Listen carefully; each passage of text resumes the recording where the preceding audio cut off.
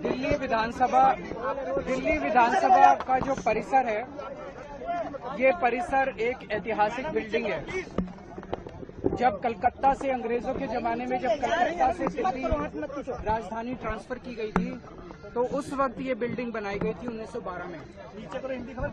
इस बिल्डिंग में 2022 में तत्कालीन स्पीकर श्री रामनिवास गोयल जी के प्रयास से ये पता चला कि एक कोने में एक फांसी घर था। उस फांसी घर में स्वतंत्रता सेनानियों को फांसी दी जाती थी। स्पीकर साहब ने, तत्कालीन स्पीकर साहब ने मुझे एज चीफ मिनिस्टर बुलाया कि इसको हमें टूरिस्ट के लिए खोलना चाहिए ताकि लोग इससे प्रेरणा ले सकें। हमने उसका इनॉग्रेशन किया। अब जब से इनकी सरकार आई है, ये साबित करने में लगे हुए हैं कि वो फांसी घर नहीं था, वो टिफिन रूम था। मैं समझता हूं कि स्वतंत्रता सेनानियों का इससे बड़ा अपमान नहीं हो सकता।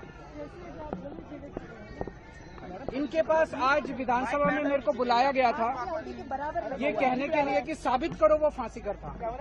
तो मैंने कहा वो उस टाइम के स्पीकर साहब ने सारी जांच करने के बाद किया था, लेकिन मैंने कहा आप ये मेरे को बताइए कि आपके पास क्या सबूत है कि टिफिन रूम था, ये फांसी। इनके पास कोई सबूत नहीं है। तो इसका मतलब ये जानबूझ के स्वतंत्रता सेनानियों का अपमान करने के लिए उसको फांसी घर नहीं था ये साबित करने में लगे हुए हैं, और वो टिफिन रूम था ये साबित करने में लगे।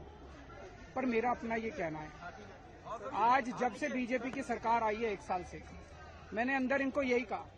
मैंने कहा दिल्ली का बुरा हाल हुआ पड़ा है, दिल्ली वाले रो रहे हैं, दिल्ली वाले वापस आम आदमी पार्टी की सरकार को याद कर रहे हैं।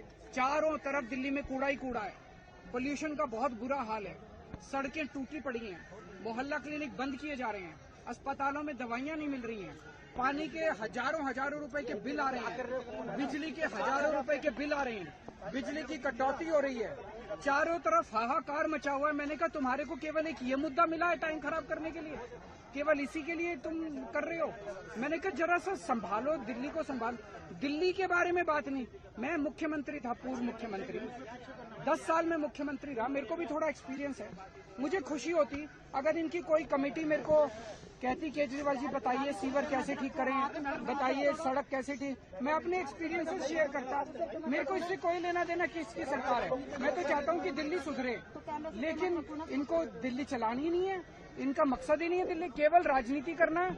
और सबसे बड़ा दुख मेरे को इस बात का हुआ कि स्वतंत्रता सेनानियों को जब फांसी दी जाती थी, ऐसे स्थान को ये लोग ये साबित करने में लगे हुए कि वो फांसी घर नहीं है और वो टिफिन रूम है।